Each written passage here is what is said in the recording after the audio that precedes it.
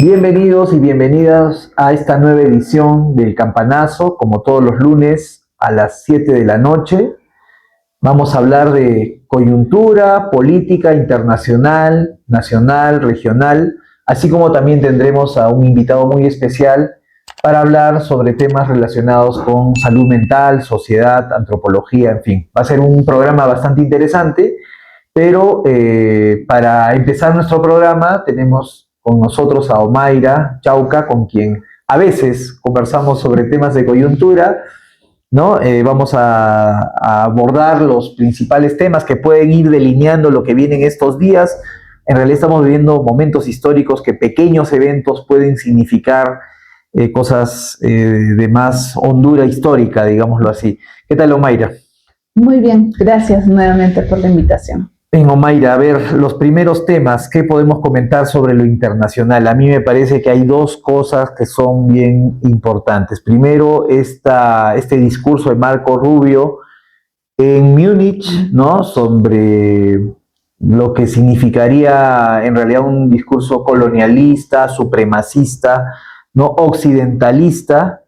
Marco Rubio ha reivindicado el origen europeo occidental de los Estados Unidos, sin ningún rubor habla de cómo los europeos colonizaron Estados Unidos y que de alguna forma de ahí viene, ¿no? su raíz histórica y cómo eso tiene que seguirse manteniendo y la necesidad de defender de los migrantes. Nuevamente los migrantes son el enemigo principal para estos amigos, ¿no? Son el enemigo principal y cómo pues hay que tratar de sostener la civilización blanca occidental.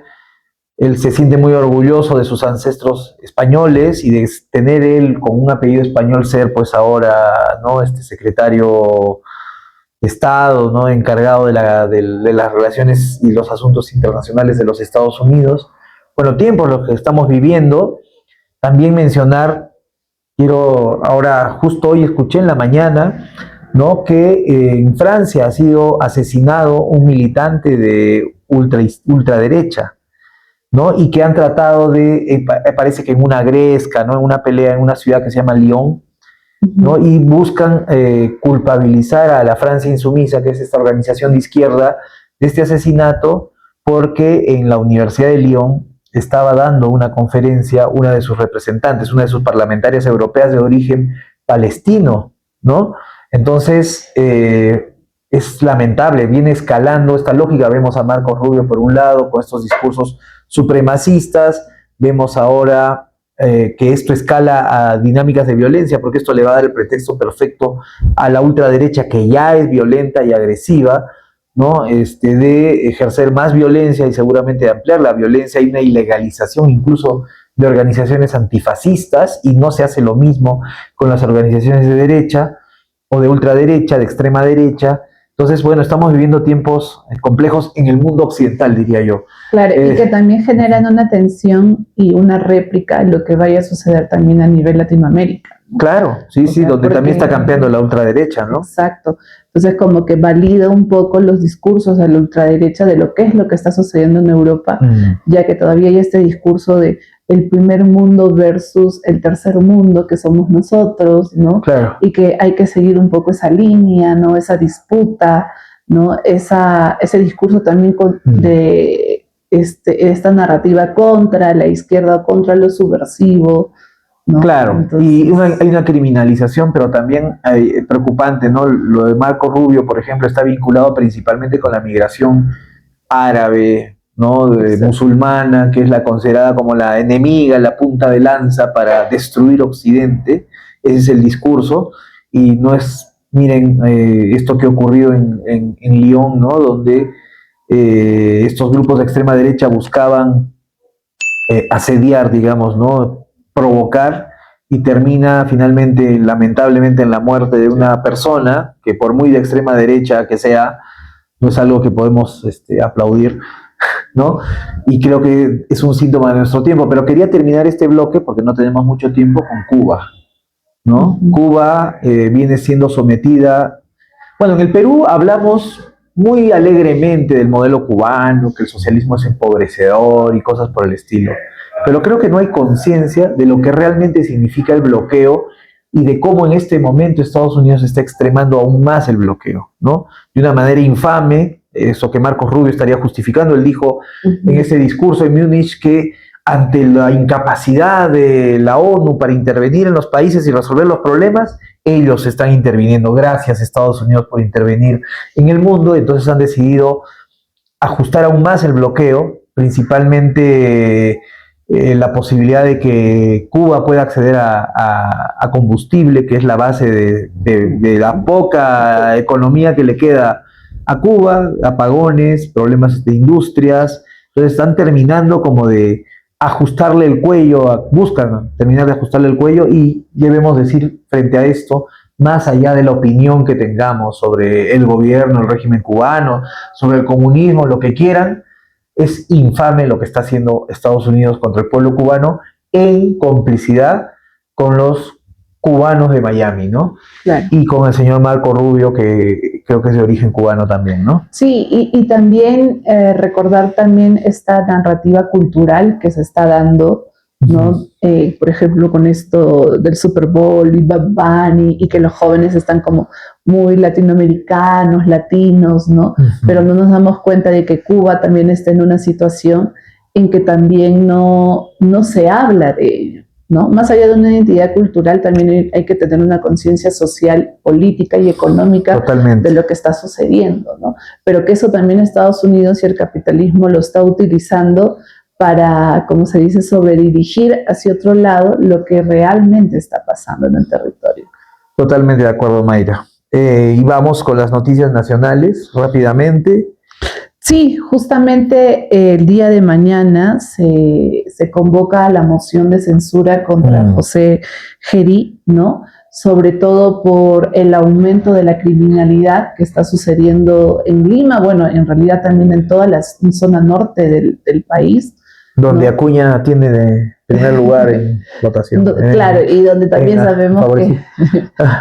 también sabemos que hay muchas personas con antecedentes criminales y están enlistados en partidos como diputados o de alguna manera senadores, ¿no?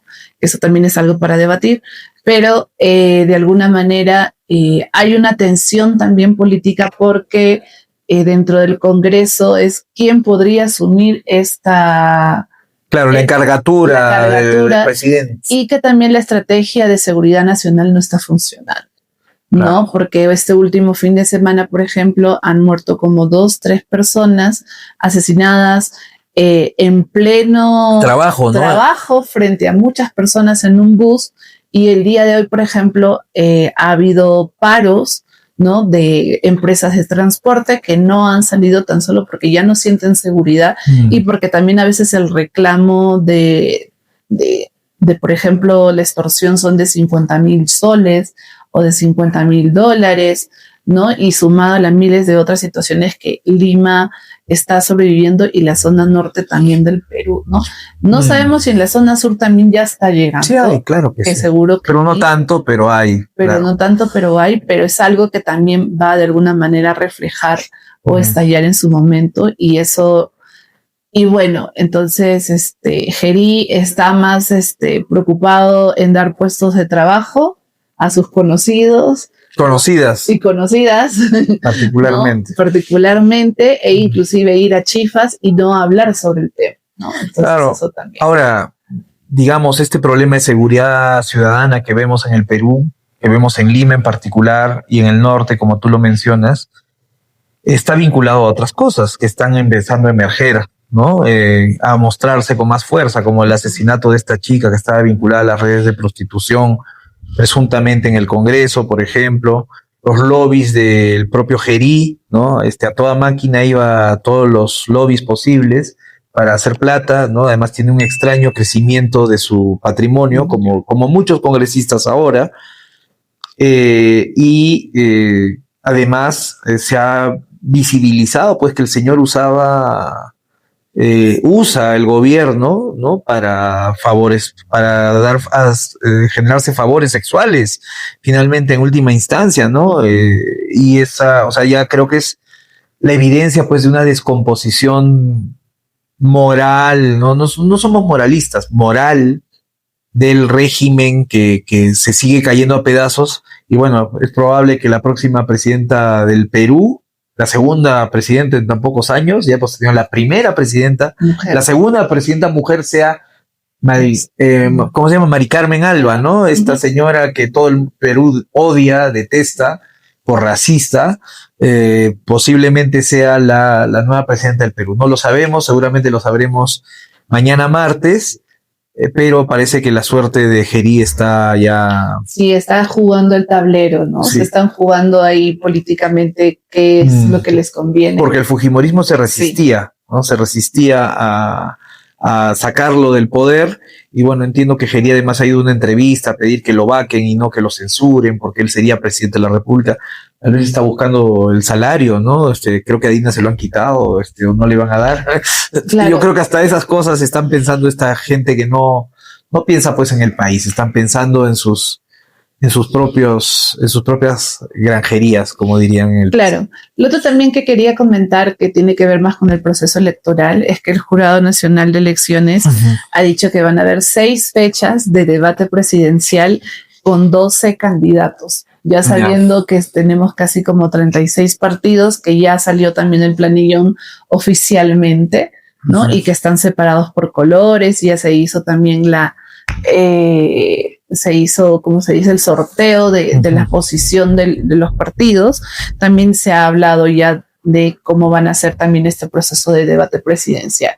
Así que vamos a tener una larga jornada de ver 6 debates nacionales. Sí, pues son tantas opciones electorales que realmente va a ser abrumador, y es la evidencia de que no se van a resolver los problemas del país con estas elecciones, ni mucho menos, ¿no? Así que no nos hagamos pajaritos, ilusiones de que este proceso electoral va a resolver los problemas, probablemente ahonde los problemas que tiene el Perú. Entonces tenemos que ver cómo seguimos construyendo una salida más de fondo a la crisis que tenemos. Y ya para terminar, Mayra, en el caso del Cusco, bueno, por lo menos la semana pasada había toda una discusión sobre el desfinanciamiento de programas vinculados a la construcción de hospitales y de atención de hospitales y de centros de salud en la región que habrían sido desfinanciados, pero además ahora nos encontramos con otra noticia, ¿no? Que es han habido 180 representantes de centros poblados que han venido a hacer un paro aquí en Cusco. Una protesta, ¿no? Claro, una protesta al GORE, ¿no? Al gobierno regional, porque lo que se había propuesto, que era la indemnización para espacios comunales o para, por ejemplo, infraestructura, o ahora, por ejemplo, las zonas viales, no se ha ejecutado. No se ha ejecutado ese presupuesto. No se ha transferido, mejor dicho, ¿no? Ese presupuesto, entonces han venido en estas semanas a hacer ese reclamo, y está todavía también en veremos de si se va a dar ese presupuesto.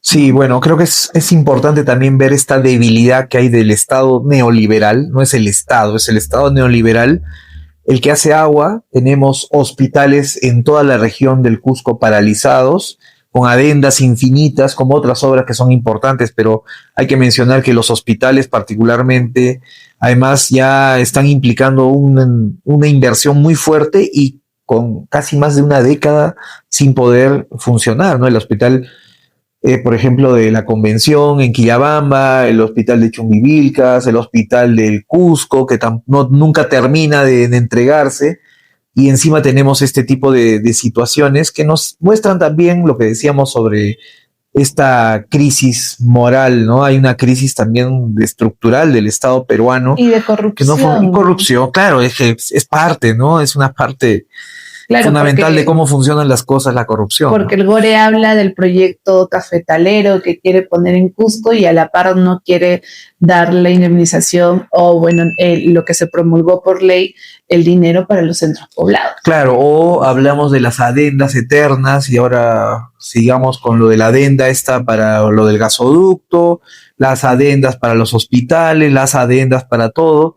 Al final el perjudicado siempre es el ciudadano cusqueño, el ciudadano a nivel nacional también, que no puede acceder a derechos básicos mínimos porque tenemos un Estado neoliberal, ineficiente, Sí. incapaz de poder resolver estos problemas, y esto necesita de cambios sin duda más de fondo. Bueno, así hemos llegado, Mayra, al final de este segmento de nuestro programa, y a continuación seguimos con la entrevista. Muchas gracias, Mayra. Gracias a ti.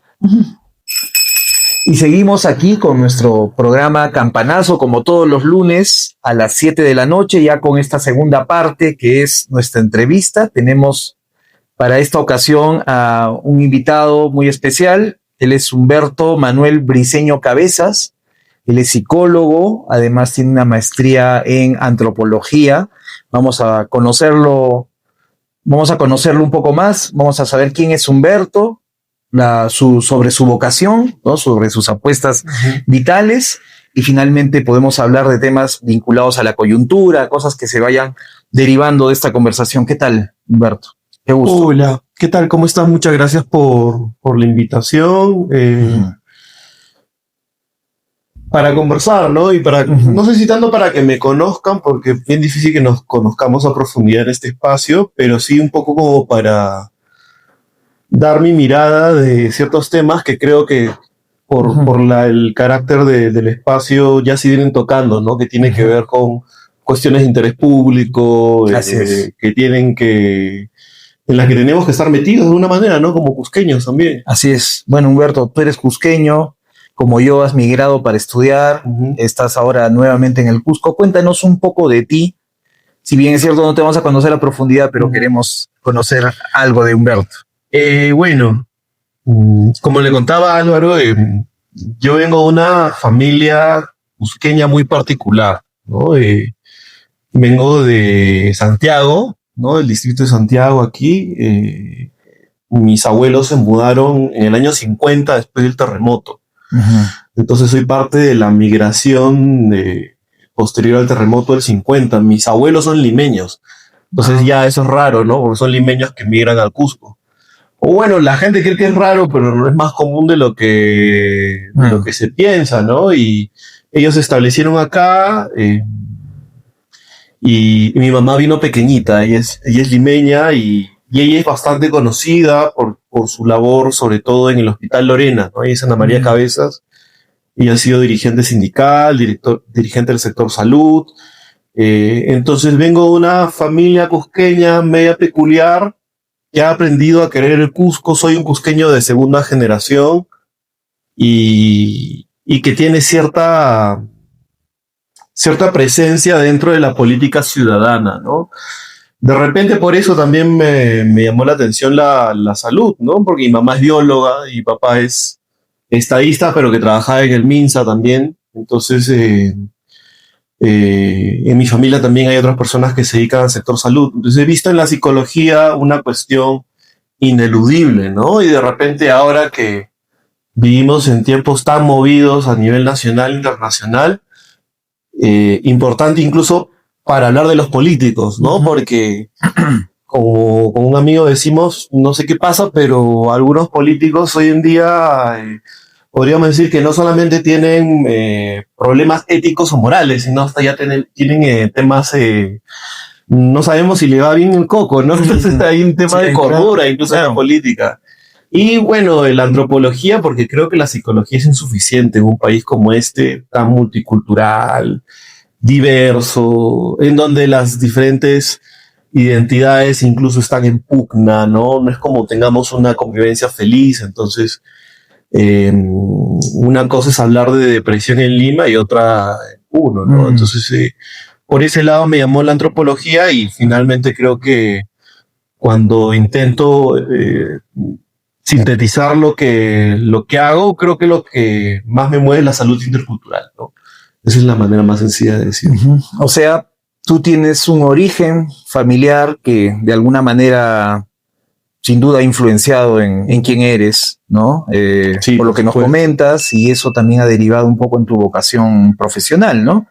Sí. Es combinar la psicología con la antropología, como tú dices, y comprender pues estos temas de salud mental que se dan en un contexto determinado, que eso creo que es tal vez algo delicado de plantear, ¿no? Porque muchas veces hay problemas sociales que, como dicen muchos, se patologizan ¿no? Y se dicen, eso es un problema de salud mental, cierto. pero también, digamos, muchas veces puede sonar a justificación. Y no obstante, te diría algo, Claro. reaccionando un poco a lo que me estás diciendo, ¿no? Yo veo, por ejemplo, en la izquierda, de la que soy parte, una serie de problemas de salud mental, ¿no? Paranoia, Claro. una necesidad de reconocimiento claro, sí. muy muy aguda, ¿no? Esa ha sido parte de mi experiencia, ¿no? Y un poco en esta onda, además de como ser los nuevos hombres o nuevas mujeres, escondemos mucha basurita debajo de la alfombra y no asumimos una serie de problemas que efectivamente yo sí creo que, como tú lo planteas, están entre lo mental, lo antropológico y lo social, por decirlo de alguna manera, ¿no? Sí, yo creo que sí.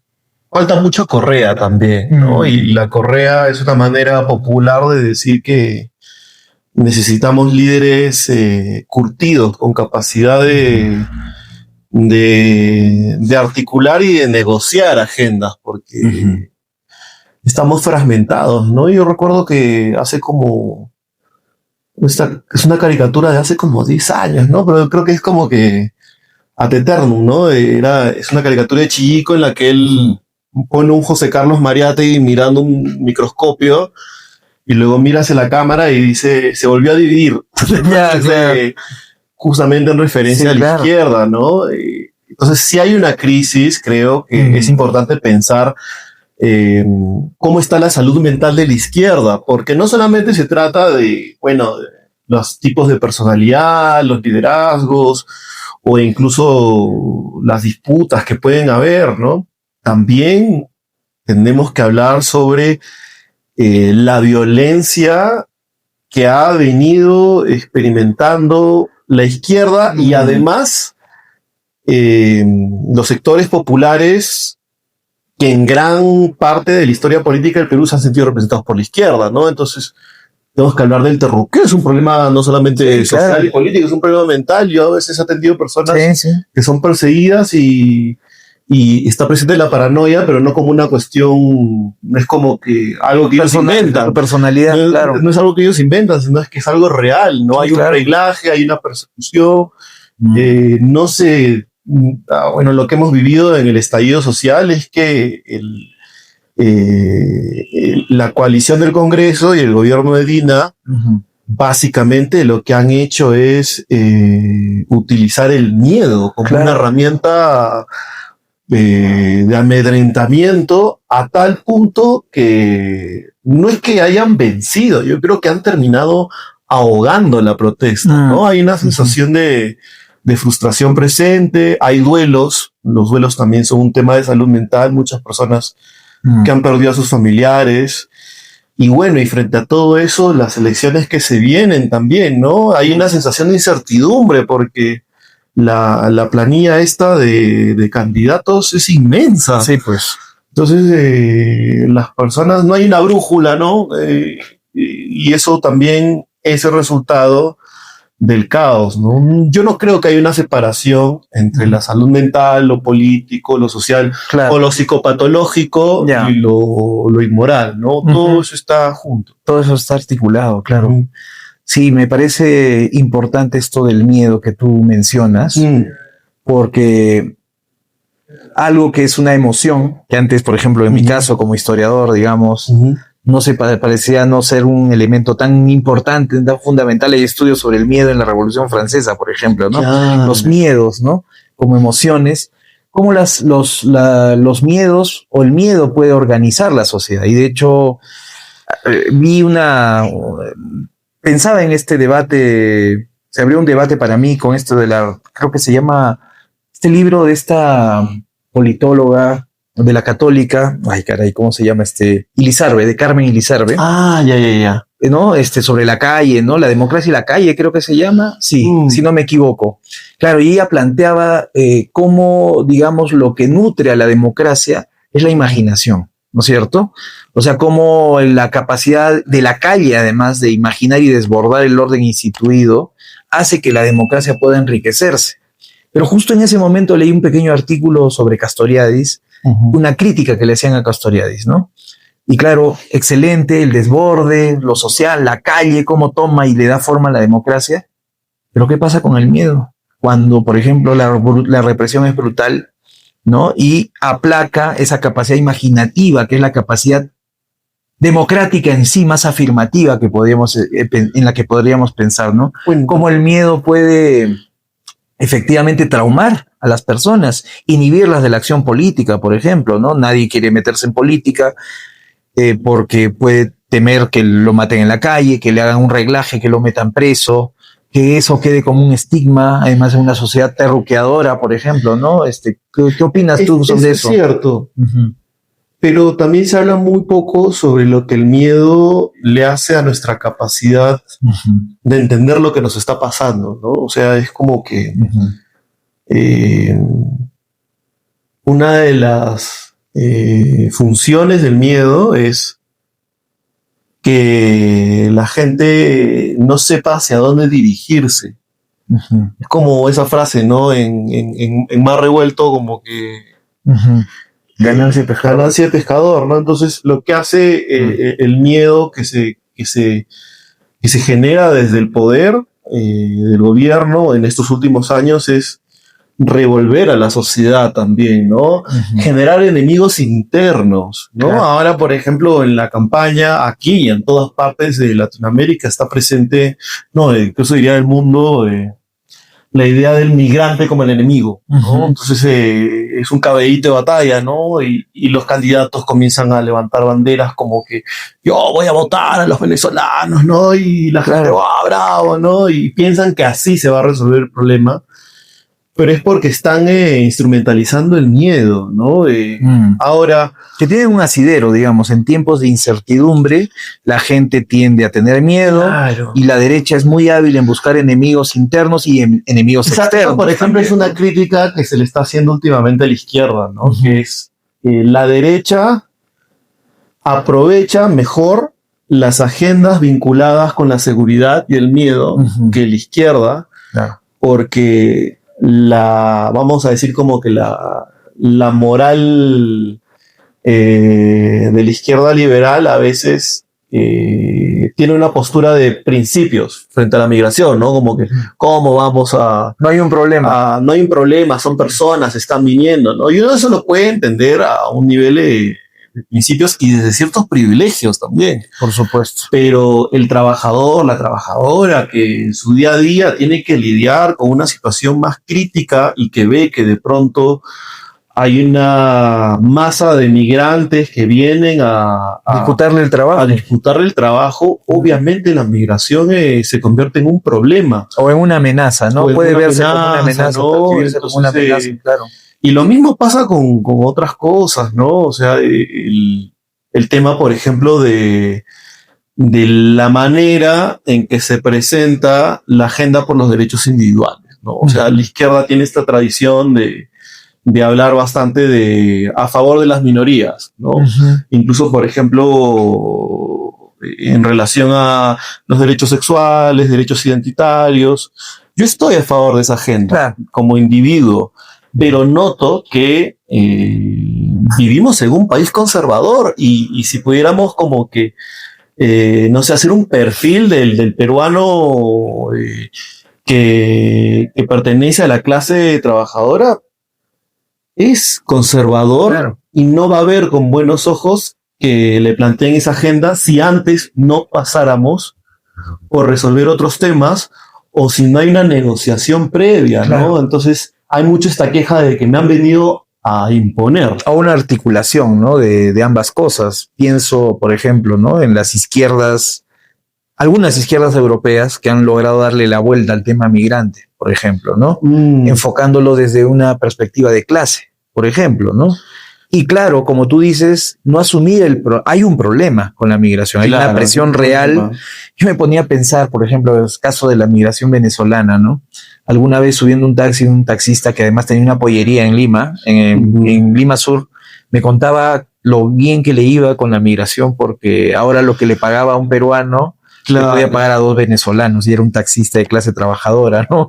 Mientras, claro, entonces este nivel de también, digamos, de sociedad tan desigual, tan no tan compleja, sí nos está planteando un problema. Por un lado, como tú dices, los derechos de los propios venezolanos, muchos de los cuales ya son peruanos, o sea, tienen hijos peruanos, familias peruanas, pero por otro lado, efectivamente, el problema de, por un lado, el temor a perder el trabajo, cómo estas personas, digamos, rebajan los derechos de los trabajadores que ya los tienen derechos bastante menguados, digamos, ¿no? Acceso al trabajo y la inseguridad también, ¿no? Lo interesante de todo eso es que, por eso decía, ¿no? El miedo nos confunde y hace que veamos los problemas incluso desde la superficie, ¿no? Freud, por ejemplo, en esta idea del iceberg, ¿no? O sea, por tomar el tema de la migración.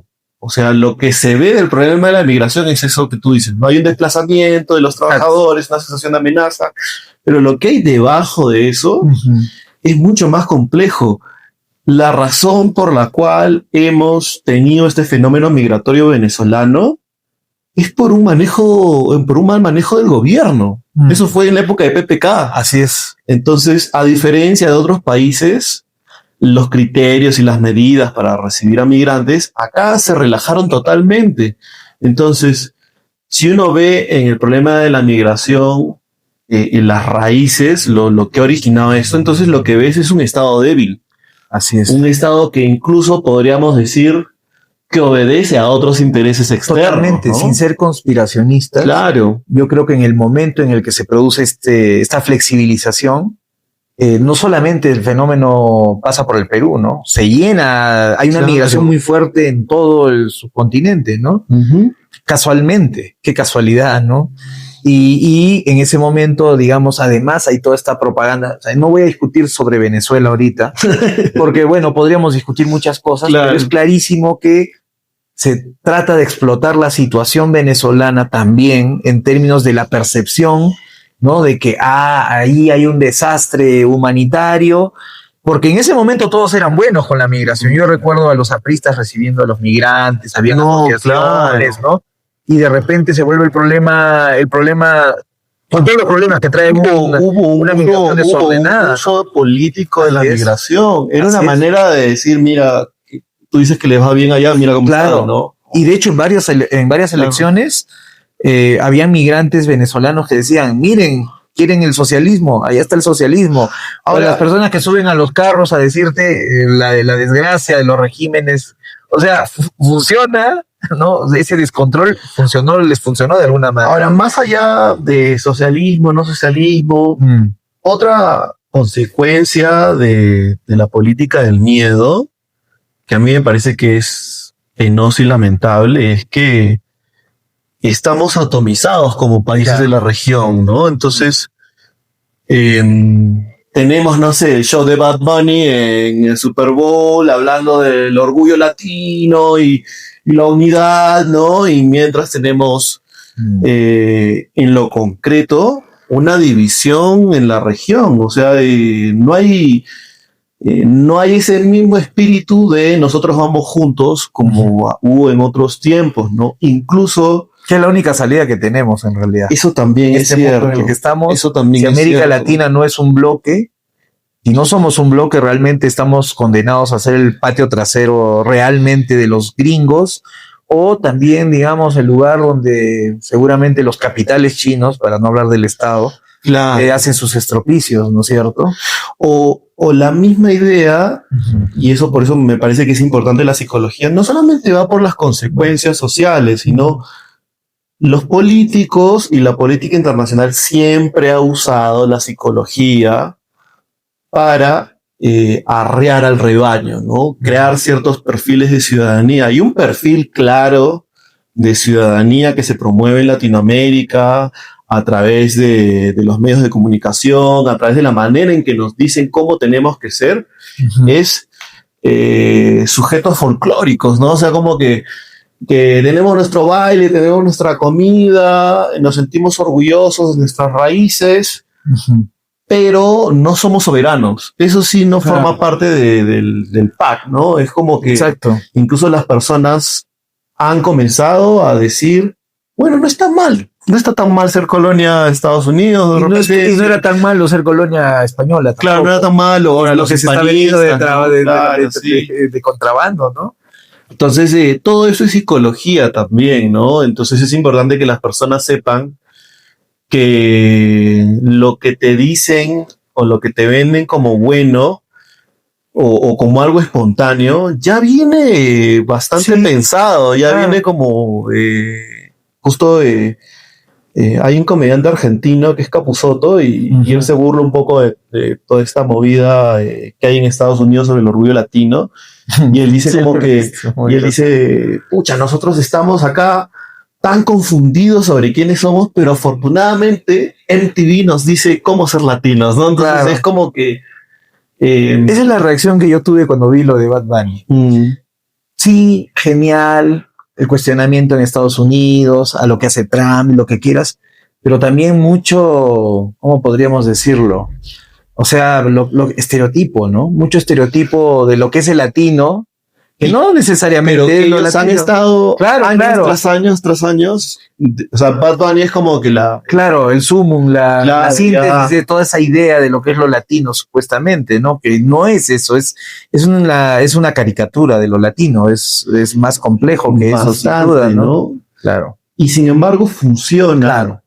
Y esto es a lo que tenemos que apuntar también, incluso dentro de la izquierda. Funciona dentro de ciertos sectores de la izquierda, que está justamente desorientada, ¿no? Porque, a ver, detrás del show hay una maquinaria, hay intereses.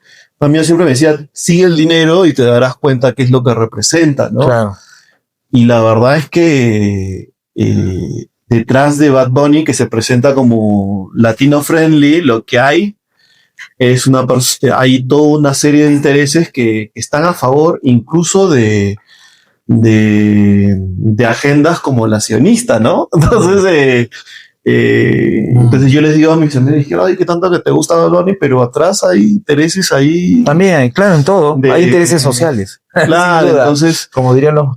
entramos en contradicción, ¿no? Es por eso que creo que es importante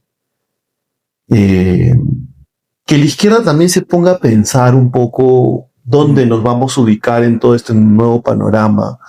Yo sé que las elecciones se vienen, tú por ejemplo estás participando y me parece importante participar, pero sí hay una crítica ya de bastantes años sobre lo que implica la política no electoral y de alguna manera seguir reflexionando sobre nuestra sociedad, pero a largo plazo, porque hay cosas que no vamos a resolver. No sé qué piensas tú. No sé si se pueda resolver, por ejemplo, el lugar que tiene el sur frente a Lima en un gobierno. No, pues claro que no. Y menos se van a resolver en unas elecciones, por supuesto. Y ni siquiera la crisis que estamos viviendo ahora va a tener una resolución electoral, menos en este escenario, con estas condiciones. En realidad es un escenario bien complejo que, como tú dices, amerita que pensemos con más perspectiva, en otra perspectiva, con más plazo, con procesos, en fin. Humberto, el tiempo es muy corto. Sí.